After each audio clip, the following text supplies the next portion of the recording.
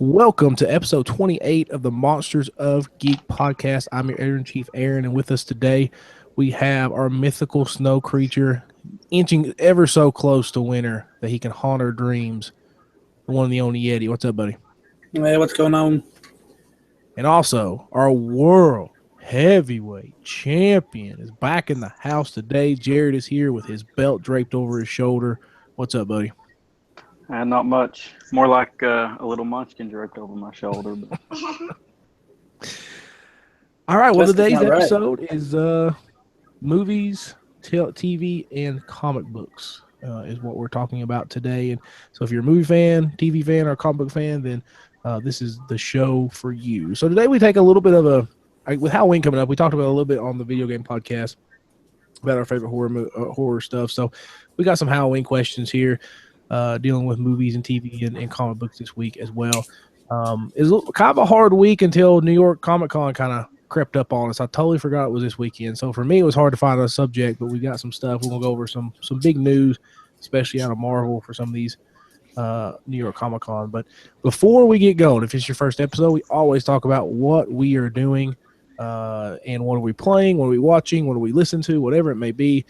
For the week. And Joe, we'll start out with you, man. What have you been into this week? I've been playing some No Man's Sky. Oh yeah, I forgot you got that. How'd you like it? I like it. I enjoy it. Just the whole aspect of it. Like the very first level really challenge you. Well, I wouldn't say level because it's not really a level. It's an open world concept. But the first planet that you're on, that you're shipwrecked, and you. The air is toxic and everything, and you have to keep going, finding places to go so your toxic meter will go back up so you don't die, pretty much. It's pretty cool. And then you got to fix your ship, find stuff to fix your ship, and then once you fix your ship, you can fly either out of the atmosphere, out of the planet, or you can just kind of cruise around the planet and land and look for stuff. It's pretty cool. Yeah.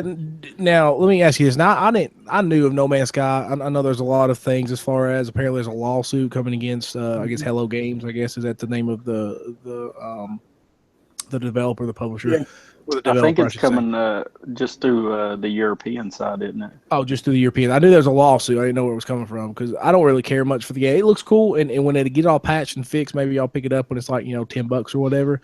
But I didn't keep up with this much, but they said there's a lot of things in the trailer that is not in the game, just not in the game. Is there anything, Joe? You probably kept up with a little bit more than I did. Is there anything in the game that you was expecting to see that wasn't there? Is there anything that maybe you're kind of disappointed with, considering how much was actually said about this game that maybe didn't come true? I don't think I'm far enough into it to actually get to the point where I start nitpicking it yet. Where I'm just starting out, it's just. But so far, no, not. I'm not gonna nitpick it, and I'm coming into it expecting it not to be the game that I expected it to be, since I already knew that was going to be the case. Okay. I haven't really nitpicked it at all. For what it is, I mean, it's space. You can drive a spaceship in space. You shoot asteroids while you're in space to get more gas and stuff like that. I think it overall it's been pretty fun just to fly in space and land on different planets and see everything. So I mean, I can't complain.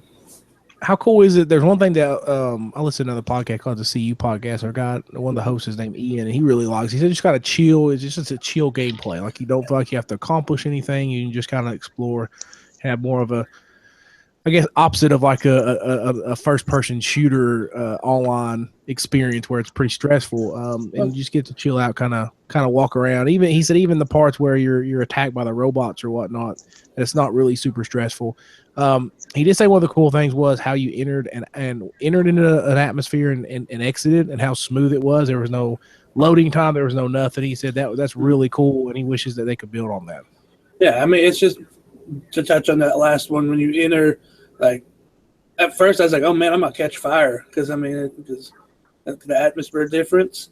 But no, I expected a little bit of lag, or at least like a slowdown. But no, man, it's just solid. It was pretty sweet. No load screen, no lag, no nothing. As for the gameplay, man, I got lost in a cave and I couldn't find my way out. And usually, like if I was in like another game, I'd be like, "Oh my god, this is making me so mad." But like the atmosphere of this game and like the background music and stuff is so chill, and the colors and the way it looks, it's just like you can't be mad at it. Like, it's like, oh man, I'm lost, but oh my gosh, look at just look at these colors, like reds, greens, like everywhere, and I got this little beam that I can shoot stuff with and collect stuff to build onto my ship or to build other parts. So I mean, it's kind of cool. It's like a space Minecraft type of thing, if that makes sense. Like, except it's better than Minecraft. And, I mean, Minecraft is great. It's a different game, but I mean, that's what it kind of feels like because you gotta go in and mine these different minerals and stuff like that to help you build new things for your ship, like a new like laser gun or something like that. So it's pretty cool. Sounds like if you're gonna get lost, this is the game to do it in because you kind of want to get lost to see how far you can get in that world, I guess, right? Yeah, I mean, luckily, like the cave that I got lost in was on the first planet, and when you go outside into the atmosphere is poisonous. You have like a little meter that shows you like your toxic filter, and it'd be like toxic filter 75%, and it keeps going down. Luckily, the cave didn't have any toxic air in it, so I didn't have to worry about my toxic filter. So it was pretty cool just to kind of run around and see things. Jared, what have But you been? It sounds. It sounds yeah, like you're pretty cool. I like that you went in with lower expectations because of everything you've heard, and that's kind of what's made you enjoy the game. and one thing you asked about the gameplay, and if it's like, and I kind of answered about how you can't really get stressed out, but the opposite of like, you running around on an alien planet like in Halo, and you have stuff like gunning you down or something. That's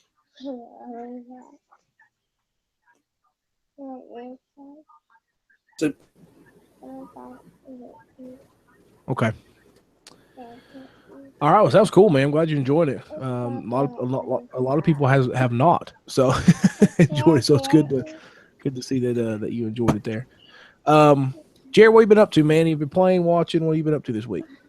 Um, got to watch the first 3 episodes of Luke Cage.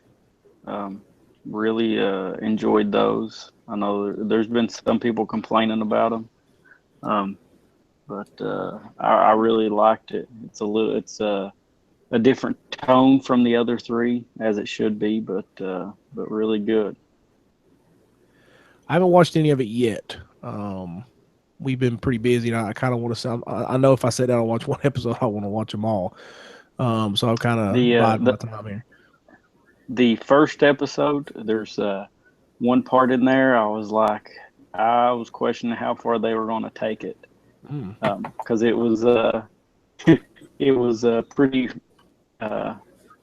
revealing for a Marvel show. But after that, I haven't seen anything else in there. Well, those Netflix shows, and they've said a million times that they're they talk about crossovers and everything else, and Jeff Loeb said a lot of times it'll be hard to try to put some of those characters in a PG or PG-13 type of Avengers universe, and that's sometimes how it is in the comics. We talked about a billion times. There's that big line drawn between the street level heroes and what they deal with and what the Avengers deal with.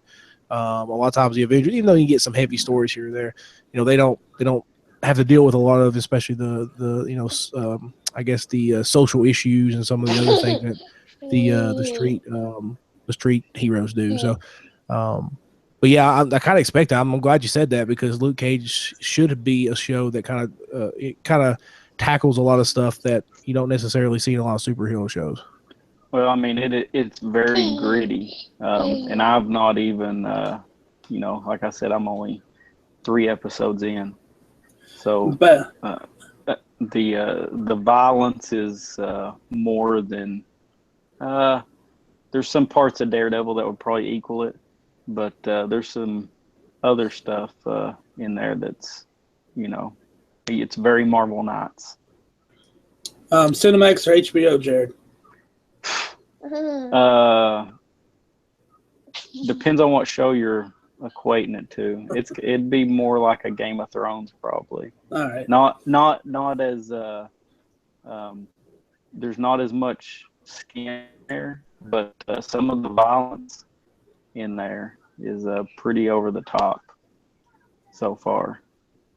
But I mean, it's not. It's more real life than anything else, I would say.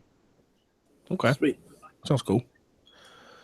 Joe, you've got to be stoked about that soundtrack, man. That's all I've read. I obviously some of the days like, oh no, it's a good show, but the soundtrack is just spot on. And the first person I thought about was like, well, Joe's gonna love this if it's all hip hop and old school R&B and everything.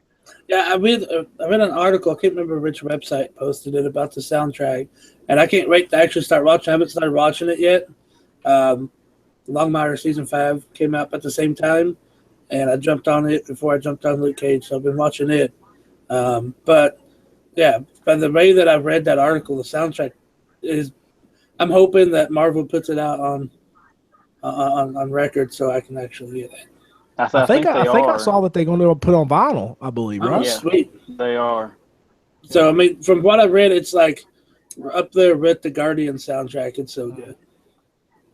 You know, Marvel gets a lot of slack for their orchestral stuff. As far as I read an article on Polygon talking about how the only thing Marvel lacks is like good scores for their movies.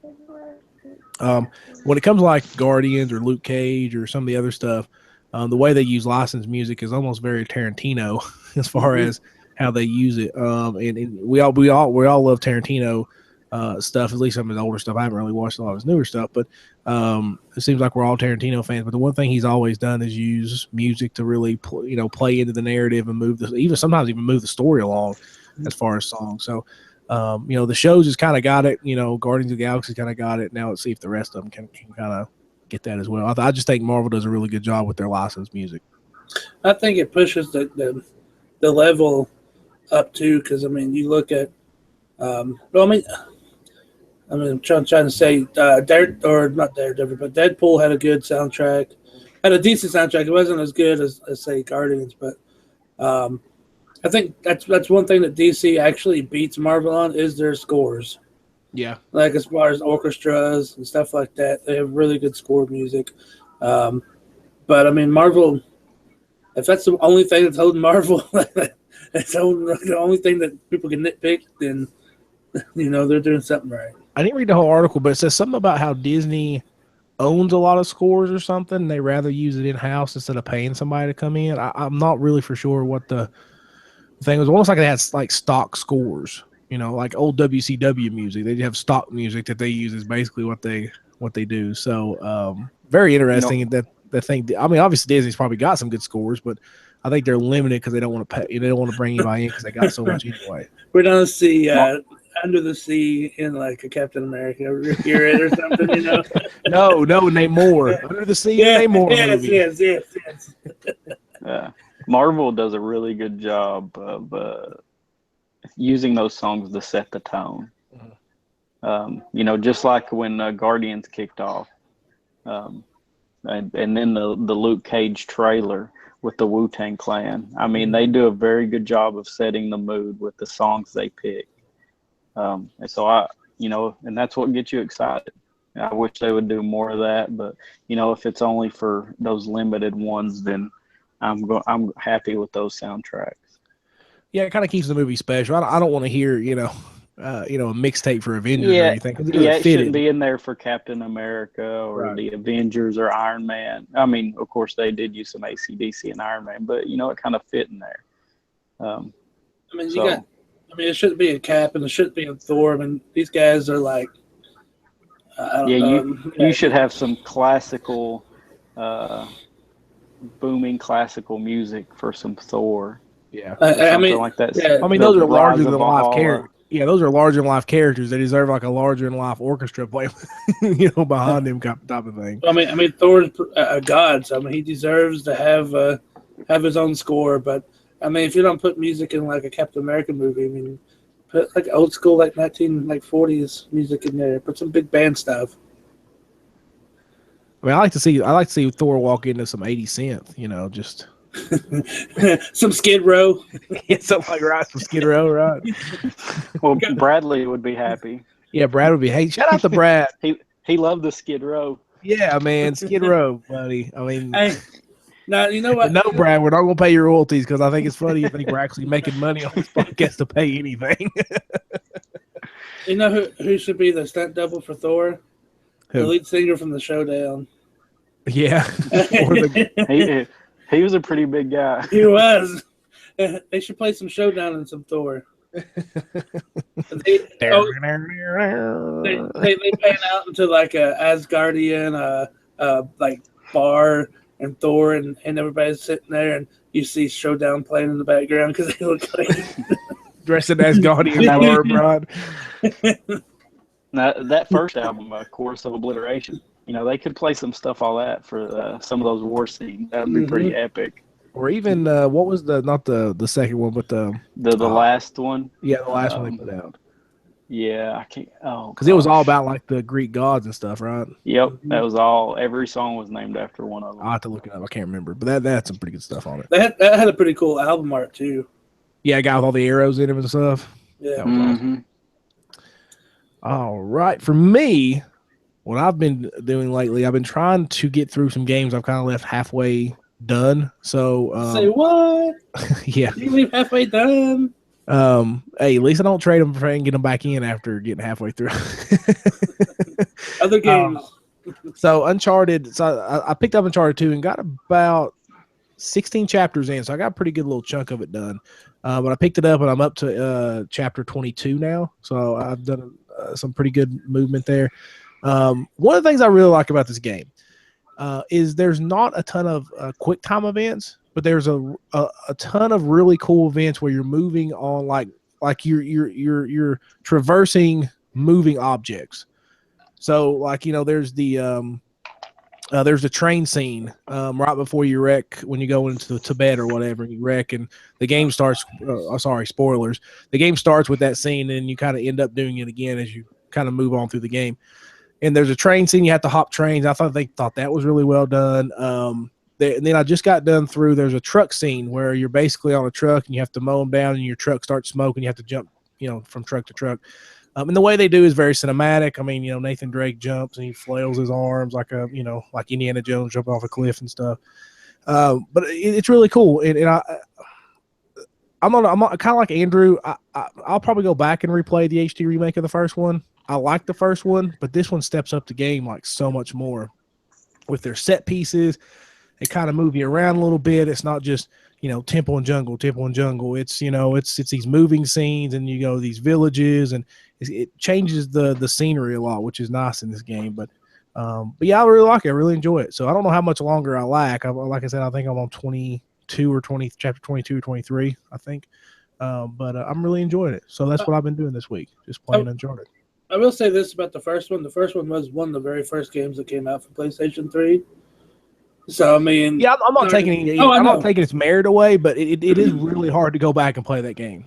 I mean, but Naughty Dog done a really good job most definitely. Of stepping it up each one. I mean, from the second one and then the third one, when you play the third one, I don't know if you've played it yet, but when you play the third one, you'll see another difference, another jump. And then you get The Last of Us. I know it's not, or there's an Easter egg in the third one about The Last of Us, but I know it's not the same storyline or anything, or it may be. I don't really know. I haven't read anything about it, but that game is incredible, and that was a step up from the third one. I mean, anything Naughty Dog does, it seems to be like they're stepping up their game. Yeah, it's really good. There's a big noticeable difference between one and two, and you could tell that they kind of figured out the hardware pretty quickly and what they couldn't do and what they could do, and what was done really well in the first and what needed to be changed. There is still some times where you're kind of climbing around. You kind of have to kind of guess where you're jumping sometimes. There was a part where I couldn't get down the ladder. Like, it wouldn't let me go down the ladder, and I would push the button, I'd jump, and I'd die. And then so much so that Shauna was laughing at me because I kept dying because I couldn't get down the ladder. And finally, I just kind of walked over to it, and it just did it. And I was like, oh, okay, because I was trying to push the button to interact with it, and it wouldn't do it. So there's a couple different snafus here or there that still needs to be fixed. But I like the story a lot better in this one. As far as that goes, there's a part, spoilers, that you have to face the Yeti creatures, which was pretty intense. But yeah, it's cool. I like it. Very well made games. I'm kind of getting through this one. I get to the third, and then kind of get into the fourth because I like to finish the series. But just kind of doing some, I guess, gaming house cleaning. I've got some stuff, and I picked up some new stuff that I kind of want to get started with, but I got some older stuff that I have to get done. So that's what I've been doing. That's another thing that's good about these games is they do things or throw things that you don't expect. Like the first one, you didn't expect Nazi zombies. No, that's true. I mean, did you expect Yeti creatures in this one? I kind of figured with everything that they were saying, like with the Tibetan mountains and stuff, and I figured something would come into play there. But I guess it was because of that first one. I thought there had to be some kind of supernatural thing going on with it. Yeah, true. But I mean, still, they threw it at you, and you're like, "Oh God!" No. Yeah, and then there's the scene where you had two of them. Mm-hmm. I thought, "Oh crap!" And that was pretty neat. So, hey, who knows? In the fourth one, they might tie it together with The Last of Us. You get some clickers in there. Maybe it leads into The Last of Us. Hey, ooh. Well, I mean, like what the third one kind of led into it because you got that Easter egg in that little bar. That's true. I have a stump out in my yard that I have to get rid of, and obviously a tree used to be there, or like a big bush, and basically, you guys are terrible. So I'm not laughing at that. You just the fact that you had to. The state the obvious. Explain what a stump. Yeah. Okay, gotcha. Obviously, if there's a stump there, then there was some type of wood that was. Well, I'm just saying. I mean, there's. Anyway, I was looking. It had that like kind of the growth that the clickers have or whatever as far as what it looks like. So I looked at it because we just got done with the podcast the other night, and I was like, oh. That's not the clicker thing, and that's the only thing I could think about while I was outside the whole time because it looked just like it. So that is a real thing too. So I know. Have you ever seen the video of the ant or whatever that gets taken over? The hornet, I guess it's a hornet. I can't remember. Mm-hmm. Pretty crazy. All right, so that's what we've been doing this week. Just playing some cool games, watching some cool TV shows, and stuff like that. All right, so let's move on to our main topics. Today, Jerry, we'll start with yours because that's what I have it on the paper here. Go ahead and explain your topic. I just asked the question, Halloween's coming up, and so what are your top 3 favorite horror movies? And I know Joe has a hard time because he'll have like 1A, 1B, and 1C. But so I got all the way to 1Z. Yeah, I know. I'm trying to limit just to 3. I mean, you only get 3 on this topic, okay? It don't have to be your top 3, but just 3 of your top horror movies. Some of them you enjoy, can sit down and watch anytime, or something like that. So, we'll start with Joe because I know he'll probably be the longest. Joe, go ahead. Well, my 6th one. One of my top, I have to say that I can sit down and watch anytime. It doesn't matter how many times I watch it. Is Ty West, House of the Devil. Don't know if you've ever seen it. I think it may still be on Netflix. It's a staple in my traditional Halloween movie-thon. Let's see here. The VHS movies, all except for the last one, the VHS 1 and 2 are another ones that I can watch at any time. They have really good stories in them. The one and the second one about the aliens is just, I think, is really wonderfully done. Probably one of the best ones of the series. And then the third, would probably have to be. I can watch Silver Bullet any time of the year. Absolutely love that movie. That's a werewolf movie, right? Yeah. Hence the name Silver Bullet. Well, that's why I asked. I wanted you to clarify. Just kidding. Aaron's scared of a lot of those things, so he don't know a lot about all the horror movies. I would admit 100%. I don't watch a lot of horror movies. There was a time where I used to, like, joking, I like the slasher films and stuff. Then at some point I just got out of it. I was like, I don't really like these movies anymore. I don't mind to be scared. Like, I like the suspense movies, like this, movies that have kind of like this kind of atmosphere that's suspenseful. But a lot of the horror movies, I'm not a huge fan of. And then the Paranormal Activity movies, I can watch those too all the way through. I like those. There, I said 4. but I didn't go that long. So Always, there was always looking to break the rules, man. there's probably actually like 10 movies in there. So Yeah, I think those have 5 by themselves. And you mentioned the 3 VHS movies, so there's 8, and then your other 2, so there's 10. So just watch the 2 VHS movies. Don't watch the third one. Third one's horrible. Oh. Spiral should have never been made. All right, so we'll go over mine because mine suck because I watch horror movies. The first one is Audition, which doesn't suck because that's a really good movie. One of those crazy Japanese horror movies that I don't know are not as necessarily like horror movies, but are super creepy, like to the point where it just makes you feel uncomfortable to certain parts of it.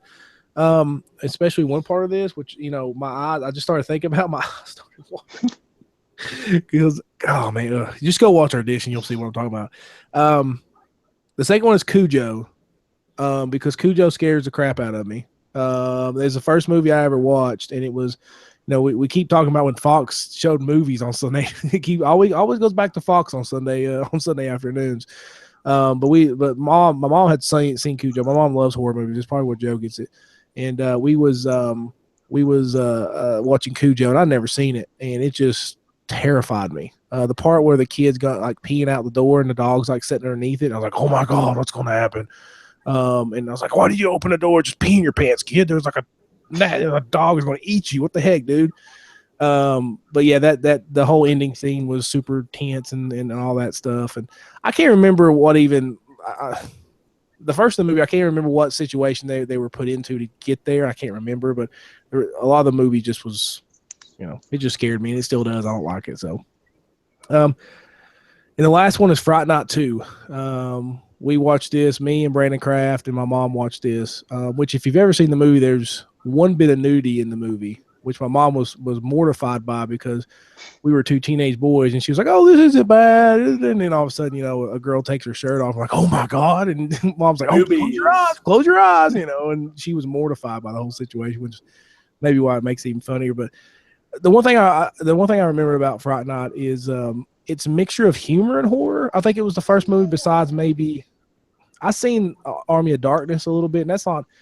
I don't know if that's necessarily a horror movie. That's more of a comedy movie. To you, it is. But as far as Friday Night 2, I thought they did a really good job of mixing like the campiness with like serious kind of 80s horror with like the blood and the guts and stuff like that as well.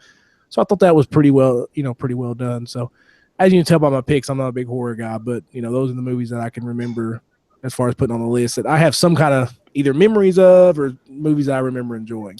I have a funny Cujo story. Do what? I have a funny Cujo story. Yeah, Cujo scares me, man.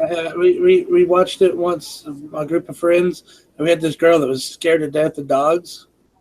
And I took somebody home, and she rode with us, and we didn't tell her that the person I was taking home had a Saint Bernard.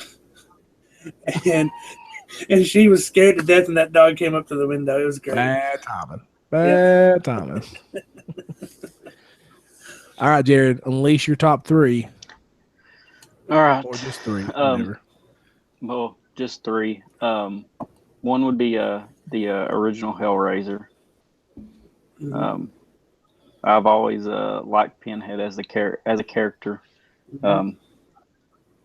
Then, oh my gosh, I had these all planned out. Now I'm drawing a blank. Oh yeah, The Thing, the original John Carpenter. The Thing. I love that movie. I could sit down and watch it anytime. And then probably my number 1 was The Exorcist. I mean, I think when Lucy was like 3 or 4 months old, we'd sit and watch it, and she'd just fall asleep and take a nap. But I can't count how many times I've seen it in the past. I probably never watched it till I was 22, 23, something like that. But since then, I've probably seen it, 24 times. So I think it's it's just very well made. One of the greatest movies of all time. It's still one of those that one of the first ones to actually have a priest that would pray with you after you saw it. Yeah, it really creep you out. And I got the deluxe edition Blu-ray, and it had an interview with William Peter Blatty which I read the book too, and I love the book. But then there's one where they do an interview with a priest after he watched The Exorcist. This guy had performed exorcisms or whatever, and he's like, I know a lot of people called some of the stuff in there blasphemous, but he's like, listen, he's like, that is exactly some of the stuff that you would see. It was very interesting. I've never seen it. I have no desire to see it, so I will never. Well, I could have said Jaws too. I continue to watch it over and over. I was just thinking about Jaws because one of our buddies, Jeremy Massey, I saw posted something the other day about his daughter keep wanting to watch Jaws, and I thought about how we talked about Jaws like a couple of podcasts ago. Oh yeah, and I just kind of chuckled. If you ever get a chance, watch that Jaws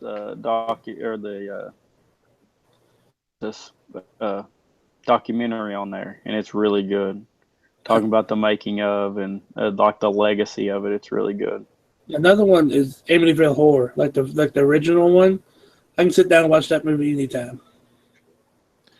If you want to go on depression mess and watch the Rob Zombie House of 1,000 Corpses or whatever, watch all Rob Zombie movies. If you want to get on medic, that movie is so. I don't even think it's scary. I think it's more depressing. I love it. Like I think I didn't make it halfway through. I was like, I can't do this. Like I'm done with this stupid movie. Well, no, you watched it to the end of it with me once because you kind of like was in awe of the fact that I was happy at the end of it because I was like, yes, no, they show hope and then they take it away. Like, See, I don't like that. Love it. So, all right. Well, that's you see two horror experts here. Telling it like it is, and you see a scaredy cat that doesn't watch scary movies. So we've got scaredy cat movies on my end, and you've got classic horror movies with Jared and Joe. Bob, the one that surprised me that wasn't on your list was Aliens. Yeah, I guess when I think of horror movies, I think of more of the supernatural stuff, I guess, or some of the stuff.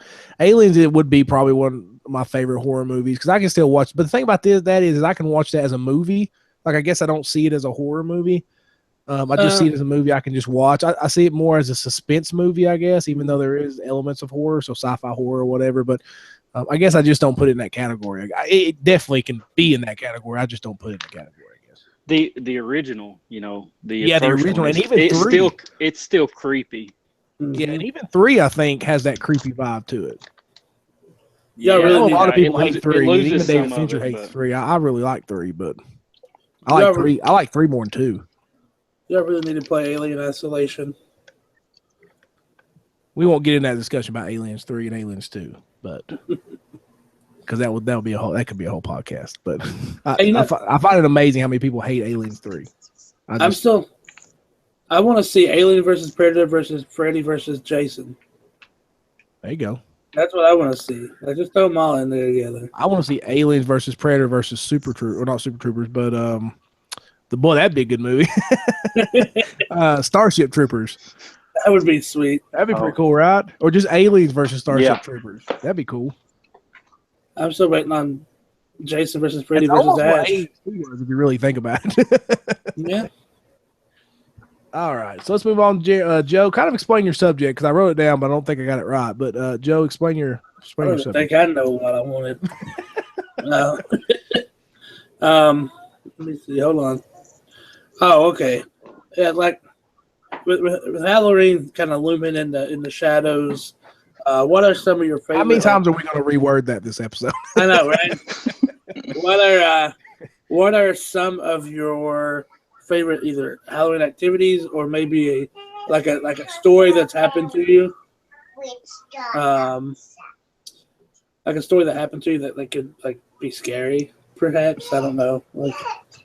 So does this have to involve like a movie or a game, or just stories in general? No, just what's your some of your favorite activities to do around it? Oh, you're really blowing up this episode. Movies and now just something that doesn't even involve movies, huh? Well, I mean, activities could be watching a movie or reading a story or going to a local attraction. I don't know.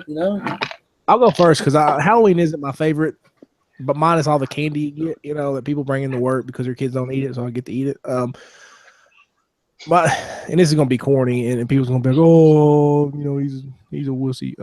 But me and my wife got to dress up as Ellie and Carl last year. We do like a trunk or treat thing, and so we went all out. We went to Goodwill and got all of our costumes. And I'm already grumpy Carl anyway, so it kind of fit. So she sprayed my hair gray, and she got all dolled up as Ellie, and we got the cane and put three. Put the tennis balls on it, and I just had a really good time. That's the first time that I actually dressed up in years. I can't even remember the last time I dressed up for Halloween, and it was really cool to see the kids come by. We had done like the mailbox and put everything on the mailbox, and we had a bunch of balloons hanging from the car, and just like the house, and it was really cool. And I don't have Joe's more of the Halloween person in our family. I don't have Halloween traditions. I don't have movies I watch all the time. I don't have games that I like to play during the time. But this was last year. We won't get to do it this year because we have to work. But I thought it was really cool. And anytime you can dress up as iconic pop culture characters for a geek, that's super awesome. So that's my favorite memory. I don't have a lot of them, but that's definitely my favorite one that I have.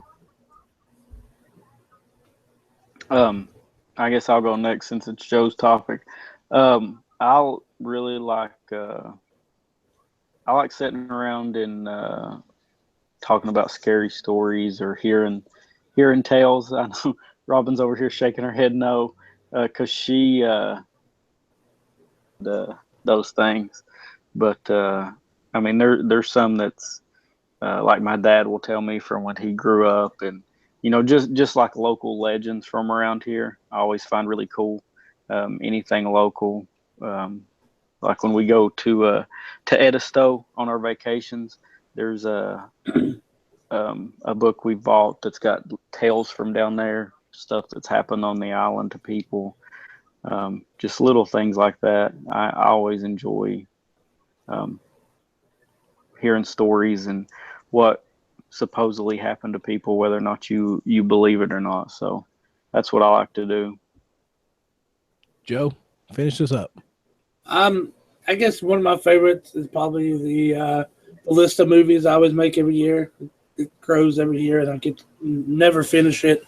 But it's like 100 and some movies this year, like 150, 160, which I know I'm not done finished, so half of it's or I think a good quarter of the way through it and kind of recycle them for next year. That and I say pulling out the old scary books. I used to, I don't know where that book is. It probably fell apart. But I remember buying an old book at Bob's Market in Big Stone. And it was like stories from Southwest Virginia and Eastern Kentucky. And, man, I wore that thing out. Like, the pages fell out of it. I read it so much. But, yeah, I mean, this time of year, I like it. The weather gets cool. It's always a good time of year to start reading, say, because you guys being sad a little bit more. So, I mean, I always like to start reading, like, my scary stuff, and I'll read it throughout the rest of the year. So, yeah, I mean, as far as, I think it's fun to have Halloween traditions, whether it be a trunk or treat or reading or watching movies. And Jerry, and Joe kind of touched on too. We live in a great area where it's kind of creepy, and there's a lot of really cool kind of stories that you hear people tell about this area, and it's just really cool. And that's one thing, in Southwest Virginia, we're so rich in tradition and storytelling and stuff. So it's really cool, especially during Halloween, like you guys said, to kind of hear those stories. And a lot of people that either saw it or, had a family member that saw it, or how many times somebody has told as far as down the line there. But, and I'm sure the story has changed, over years and years, but, really cool in Southwest Virginia that we get that opportunity. We have a lot of, like at Abington, we have, a college nearby that does a lot of stuff like that as far as storytelling. And, it's just cool. I mean, we just had the storytelling the storytelling festival in Jonesboro, Tennessee. Mm-hmm. And I didn't get to go to it this year, but from like 8 to 10, like they have the scary stories or ghost stories, whatever you want to call them, section from that point on, which is pretty cool. So, I wish Daniel was on, because one of my best Halloween memories. we used to have a big Kmart. It's now like half Ollie's, half tool shop or whatever it is now. It's not even that. Do what?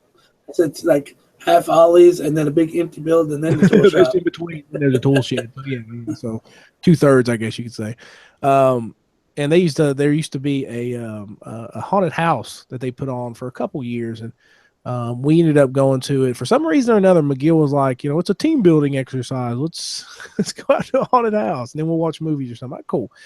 We was on the newspaper staff, so we all went out and we went into the haunted house there. And of course, when I come out, I hear the guy dressed up as Jason going, "Hey, Aaron, what's up, man?" And they all come over and start talking to me. And McGill looks at me. He goes, "Of course, Aaron would know the killers that are chasing us through a haunted house." I was like, "Of course." It was a couple kids that was in youth group at one point. A couple kids that I had coached before, and it was just fun. It's just a small little fun haunted house. It wasn't anything super super scary, but it was really kind of cool to kind of joke around as you walk through there. But I still remember McGill saying, "Of course, Aaron would know the people was trying to kill us." So it was pretty funny. That was one of my memories. That's really the only haunted house memory I ever have. I used to help in high school. I used to help at the Haunted Forest at Mountain Empire Community College. That was pretty good. Like if you're in the Southwest Virginia area, wherever you're listening, if you want a good haunted house, Mountain Empire usually puts a pretty good one on. We for like 3 years straight, we were the scarecrow scene, and the scene that had the most scares would always get like the back of the T-shirt. And like for 3 years straight, it was a scarecrow scene at the back of the T-shirt. Nice. We jumped out this one time with this lady. It was this old lady, and she started taking off and running, and had her daughter, her 30-year-old daughter, with her. And the old lady started taking off and running, and her daughter fell, and she was just dragging her up the hill. It was great. Yeah, Mountain Empire Community College puts on a really good haunted house. They put a lot of work into it. It starts like a month before Halloween, basically, getting everything set up and stuff. So it's pretty cool if you have a chance. Joe, how much do they charge for that? It used to be $5. I'm not sure what it is now. I don't know what it is now, but yeah. So have go create your own Halloween memories. Have you ever seen the haunted houses where you have to get a permission? Sign a waiver? Sign a waiver to go through. Oh my! I watched one. There was one in, I can't remember where it was. I was watching the National Geographic or Travel Channel or something, and they had one in Miami that was like that because they'd actually spill not blood, but they do blood mist and spill blood on you and stuff, and they had to sign a waiver or whatever. Now there's two things. One, if we're talking about haunted houses, there's a movie called The House October Built. Great movie, go watch it. And then another one is I think it's down in Georgia, or it's really all over the country, but they have one in Georgia. They give you this town that you show up in a place, and then they kidnap you. And they take you to you can pick from a cabin or something like that, and it's a scary haunted house type of thing. You have to make it through, and you pay. I was gonna say we could make a business out of that. Mm-hmm. You have somebody show up, they pay money, and then you recreate a horror movie for them. That'd be pretty sweet. You guys go ahead and do that. I'll just take the money at the gate, and then you guys can do whatever you want. Okay. Sick people. But no, really, go watch the House October Built. It's like a documentary style. It'd be like, you've seen House on Haunted Hill, Joe? Yeah. Yeah, it can be like that. They all showed up for what they expected were fun and games, but then it all got serious. The old one's such a great movie. Then the remake was, oh my gosh! It wasn't bad. It wasn't bad, but go watch the old one, kids. The original. If you want to, I don't know if it's a horror movie. I guess it's more of a scary kind of suspenseful movie. But and I think Jared, maybe you saw. I don't know if Joe has, but if you're looking for documentary style, have you ever seen The Jersey Devil? Yeah, yeah. They used to show it on IFC. Joe, you may have saw it on IFC. That's where I saw it, and it has an awesome twist ending. But obviously, I don't want to spoil it here. But I thought for a long time it was a documentary, like a legit documentary. And then the ending kind of told me something different, but it was pretty cool. Jared, if you've never seen it, it's actually really good. And probably one of those kind of live, mock documentary / not documentary type stuff. If you want to watch a good documentary, go watch Cropsy. That's a great, yes. Yeah, listened to Kevin Smith and Scott Mosier talk about that because it happened up in New Jersey, and it was kind of like an urban legend. And these people set out to see if it was true. Like there was all these kids that had went missing, and parents would be like, "Oh, if you don't, if you walk into the woods, so and so's gonna get you." So they kind of investigated this and got to the bottom of it, and it's really good. And for people like my brother who don't really like the scary movies or anything, it used to be on Netflix. Not sure if it is or not anymore. It's called American Scream, and basically it's a documentary. It's a real documentary. It's not a fake documentary. It's a real documentary about these people who put haunted houses in their actual houses for Halloween for people to come through, and it focuses on like 3 families. And I mean, it's a great documentary. And for those who don't like the scary, like psycho killer type of movies, that might be something. Us normal people. Yeah, normal people. What was the name of that one, Joe? American Scream. Okay. I think I'll check that one out. That probably would interest me. Oh, look, it's actually on one of the lists that I've done for the blog. That's why I've read that ad. Okay, I remember now. I remember. It was was it last year's? It was last year, the very first one. I can't remember. By the way, if you're listening to this, Joe does do, he talked about his movies there. One year he did so many, I said, you're going to have to start breaking it up or you're not going to be able to do it year after year. So he does do his, top 5 or top 8 or whatever he does every year. How many he chooses of his horror stories or his horror movies or scary movies he feels like are Halloween worthy as far as watching. All right. Let's move on. Go ahead, Joe. Sorry, it's called The American Scream. The American Scream. Go check it out. That sounds pretty cool, actually. Mm-hmm. All right, so let's move on to our last topic. I was struggling to find a topic, especially with Halloween coming up. So my topic was used last because I've played more horror video games than I have watched horror movies. So we need to go over some New York ComicCon news. And some stuff's been going on as far as some releases and whatnot. First thing we want to touch on is the Iron Fist trailer. I don't know if you guys got a chance to watch it or not, but it looks really, really cool. We saw a little bit of a teaser from San Diego, just a little, really quick. I was like, what was it, like 15 seconds or something, Jared? It wasn't very long at all as far as the teaser was. Oh, yeah. Back at San Diego. Yeah, the teaser from San Diego was super short. Yeah. It was basically like him punching through the wall, and it's like Iron Fist. And that was, basically it. Really good. Obviously, it reminds me a lot of Daredevil as far as the, some of the fight scenes. A lot of kung fu and a lot of karate, and then more of the martial arts stuff going on. It does pick up where, Danny Rand is found after 30 years away, or how many years it was, and he comes back to the Rand Corporation. And there's some cool scenes in it. You see his fist kind of light up in a couple scenes. You also see he turns around. He's like on top of a building or something. He has his shirt off. He turns around. You see the Iron Fist symbol. Then you hear, somebody in the background say, you are the ultimate weapon, or a living ultimate weapon, or something, which was really cool. But, just talk about Marvel on Netflix. It looks like this will definitely lead into the Defenders. It sounds like, but yeah, I don't know if you guys got a chance to see it, but it was pretty cool. I did not get to check it out. I saw that the trailer had come out, but I just hadn't got around to it yet. But I've seen some of the images, and some of the people have commented on some. I think they got to watch like the first couple minutes or whatever, and they said it was really good. Joe, did you get a chance to see it? I'm actually watching it right now. Okay. Live action, live reaction. What do you think? Yeah. It looks pretty sweet.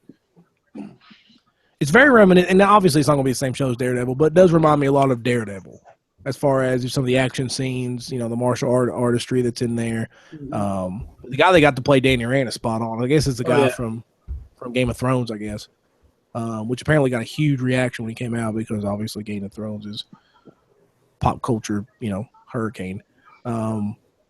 But I thought it looked really good. I thought it was cool. He turned around and had the tattoo. So it's going to be interesting how much they kind of dabble in his time in I'm going to get this wrong, Kung Lao, I think is or Kunlun, I can't remember, where he learned to be Iron Fist and learned his stuff and where he's been and stuff like that, and him coming back into this business world type of setting. It's going to be interesting how they kind of set that up. Which Iron Fist is a great character. Danny Rand's one of my favorite characters. So, in the comics, he's more of a joke. Well, it's according. Sometimes he's more of a jokey guy. Sometimes he's more of a serious kind of kung fu, master type guy. But yeah, they looks like they're going to do another bang up job on it. Another big thing is a lot of Marvel news. Marvel's really came out swinging for New York ComicCon. Defenders cast on stage for the first time, so everybody that is going to be involved with the Defenders was on stage, and it was announced that Sigourney Weaver is the villain of the Defenders. So I don't know who she is. I was trying to think before I got on. I didn't really want to look because I'm kind of thinking of some people, but I can't think of anyone that she would be. As far as a villain, there's not a ton of female villains in the Marvel universe. So I'm guessing it's probably going to be someone. We've heard Roxxon kind of mentioned in Daredevil. One of those corporations that the villain would be. Possibly she's tied in with the Hand somehow. So I'm not really for sure exactly who she's going to be. Maybe we're going to get the Defenders. Well, I guess no. Never mind. I was going to say Defenders versus Alien, but she wouldn't be the bad guy in that unless the alien was living inside of her. So, yeah, it'd be cool. Like after the first episode, she dies and like the alien pops out her stomach or something. Like, whoa, wait a minute! You just blew my mind. Throw everybody for a loop. He's like, "Hello, my darling. Hello, my," and then we get a Spaceballs crossover. Oh, man. And then you see him in the corner, and he puts his cassette player on, and you get Guardians of the Galaxy crossover. So we get Defenders, Aliens, Spaceballs, and Guardians of the Galaxy. All connected. You just made the perfect first episode. I did. Disney, hit me up, man. You got enough money to buy all that stuff. Yeah. Speaking of Spaceballs, Elle recently got like a award for like the humor, like the World Humor Award or something. I can't remember what it's called, but it was presented by President Obama. When President Obama went to put it on his neck, he acted like he was on pants. President Obama would pull his pants down. Who was this? Mel Brooks. Oh, gotcha. So it was actually pretty. You said Spaceballs, so I thought I might tell that. It was pretty funny. Yeah. So some of the news. John Bernthal said that The Punisher is in production. It'll start last week, or it started last week, so The Punisher is close to doing. And Jared, and then we'll end with this one. There was rumors of a Blade and Underworld crossover that was nixed by Marvel. Apparently, Kate Beckinsale said that it was an idea that was brought forward. She was all for it, and Marvel was like, we have other things planned, which we haven't really seen Blade, so I don't know what those plans are. But Jared, that's weird. I mean, I've seen Underworld 1, the Blade. I'm not a huge fan of the Blade movies. I mean, they're okay, but really kind of a. I mean, like it fits, both franchises. But Yeah, I like both franchises, but I don't see a crossover. That was just weird. It just hit me. That was like, really, a Blade Underworld crossover? I guess it fits, but I don't know how you would make it work. Yeah. You need to be smarter, Marvel. I mean, that's not a crossover that should happen. Well, Marvel was smart. They're the one who nixed it. But it sounded like Kate Beckinsale was really mad about it. But I don't know. I mean, that's where she's getting all her money from.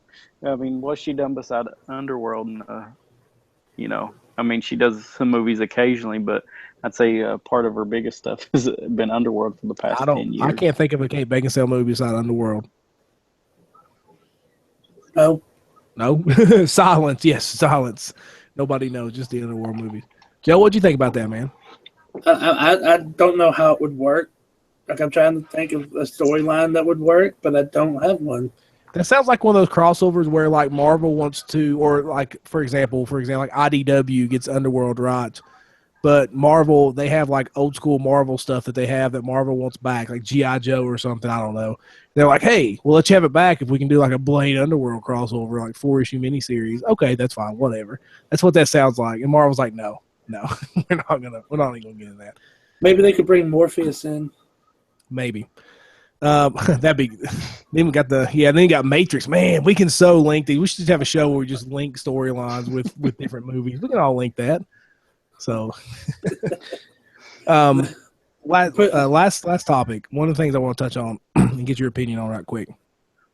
Jeff Loeb there was asked if all the Marvel movies or everything's connected, and we've asked this question a lot, but we've got Legion coming on Fox as an X-Men spinoff. We have obviously Agents of S.H.I.E.L.D.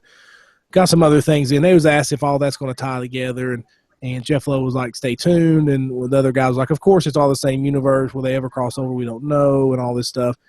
My question is, what do you think about that? Like all these shows kind of coming together for something. Two, is Marvel getting to the point where the continuity is going to get in the way, kind of like comics? Is continuity going to start getting in the way of these things?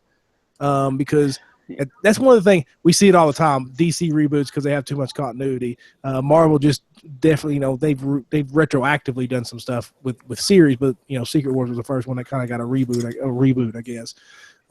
What do you guys think about that? Do you want to see all those shows come together, or just say, hey, they're in the same universe, but they'll never kind of mix where they can kind of do their own thing?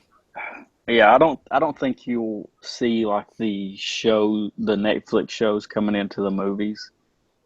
I know they've talked about even recasting Daredevil, so I'm apprehensive about that just because his name right now, but the guy that plays Daredevil, I mean, he's amazing. You don't need to recast it. So, but yeah, trying to blend everything. I like the way that, and they mention it, but they don't necessarily, that's all they have to do. They mention it to know that those things have happened, but this is kind of like a smaller time. And trying to bring all things together, it can get really complicated. I think more on the movie end, you have these superheroes that save the world. And then on the TV side, you have these superheroes that are more local that, stop local crime. But here's the one linchpin that brings that together, okay? Doctor Strange brings that together. Because yes. Doctor Strange works both of those aisles. He can be in those big world-spanning, stories, but he's very much can still work with Luke Cage, Spider-Man on the street level. So you think Doctor Strange is going to be that bridge between those two? Well, you maybe not see it, but you're definitely going to hear Doctor Strange say, hey, there's a blind law, kind of like Jared, but maybe one day kind of bridge that, because that's the one dude that can do it. He could, and that would be pretty cool. I mean, it'd be kind of cool to see it, but I hate, like Jared said, I don't see why they're recasting Daredevil. I'm guessing that, for the Infinity Wars or Secret War movie. But I don't get why they're recasting that. But I think it'd be pretty cool to see them bridge together. But I think they don't have to be they don't have to be part of the storyline. You could just span and see Daredevil and Spider-Man fighting back to back or something. How cool would that be to see on screen? It don't necessarily have to be integrated into the script here. I think the TV stuff would be more in that to see that. They're bringing Cloak and Dagger onto the Freeform network. I don't know when, but Runaways coming on Hulu. Mm-hmm. So you could see stuff like that get brought together. Even the Agents of S.H.I.E.L.D., you could see that. I'm not sure about Legion. And then there's another X-Men spinoff coming to Fox too. Yeah, what's supposed to be the Hellfire Club. Yeah, but I think that's been nixed. I think they're going to try something else, I think. Oh, okay. All right. That would have been awesome, though. But the only thing is I was reading up on it, like the Hellfire Club, like the storyline things on do. It's too much kind of like the Agents of S.H.I.E.L.D. type of thing. Like, you got to be careful not to put the same product out. That's true. Same type of product, I guess. Yeah. I just find it interesting. They kind of hint around. And Jeff Loeb's one of those guys that likes to poke the bear a little bit. So I'm not completely for sure he was supposed to say that or whatever. But I think it's interesting because a lot of this stuff is on different channels. You got Hulu with the rights, Fox with the rights, Disney with the rights, Netflix with the rights. So it's be kind of weird. I know CW and Warner Brothers did it, but of course I think Warner Brothers owns CW if I'm not mistaken, right? They do. Yeah, so that's a little bit different, but. I think it'd be cool to do something with the TV shows. I just don't know if it'll ever happen. But the thing is that rights and everything else. You say rights, but the one thing that ties them all together is Marvel. That's true. And if you would have told me that I would ever saw Spider-Man, in an Avengers movie, I'd have told you he's nuts. But we did. So, they can work that out. They can work anything out. Maybe if they can get the X-Men back. Maybe. That'd be cool, Or get Fantastic Four back so we can have a Fantastic Four comic book again. That's what I want. We've learned from the 3 times that Fantastic Four does not make a great movie. Make it a TV show. It can make a great movie if it goes back to Marvel.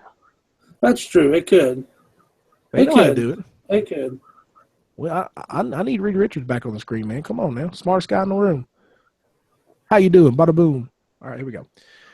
All right, so that's it. Wait. I just want to ask you one thing. Did you see the Power Rangers trailer? I did see the Power Rangers trailer. Jared did not, but No, I didn't. It's interesting. I think somebody coined it as Power Rangers as the Breakfast Club. Yeah. That's interesting. I watched the trailer. It'll take a little bit I think they have a little bit more leeway than say something like Ninja Turtles does. Mm-hmm. I think you can kind of really mess around with them a little bit. So I think it's fine because they have so many iterations anyway. I mean, everybody grew up with some kind of Power Ranger during their, Power Ranger top episodes or show when they were a kid. So it has a little bit more of a little bit more work around there, but it looks cool. I mean, you didn't see much as far as, the Zords or anything like that, but it looks cool. I just kind of wish the music in the background was a low, mellow, don't you forget about me. That would be awesome. That would be pretty awesome. Yeah, because it does have that filter. It has a filter like a 80s. How long until somebody takes that and puts that in? I'm sure it's already on YouTube. It's probably out there. Yeah, it's already on YouTube. If it's not, we should make it. If not, because we would go viral. We probably would. All right, man. Well, that'll end this episode. Thank you guys for listening. If this is your first episode, please go subscribe to us. We're on iTunes. We're on Spreaker. We're on Stitcher as well. So any of those popular podcasting destinations, please go subscribe. If you like our show, go on iTunes, leave us a comment. That helps us as far as moving up the ladder. We really appreciate it. That's it. So don't forget to go visit monstersofgeek.com because Joe will have his list up. We've got some stuff going up soon we're working on now. So please go check that out. But for Joe and Jared, I'm your editor-in-chief, Aaron, and we are out.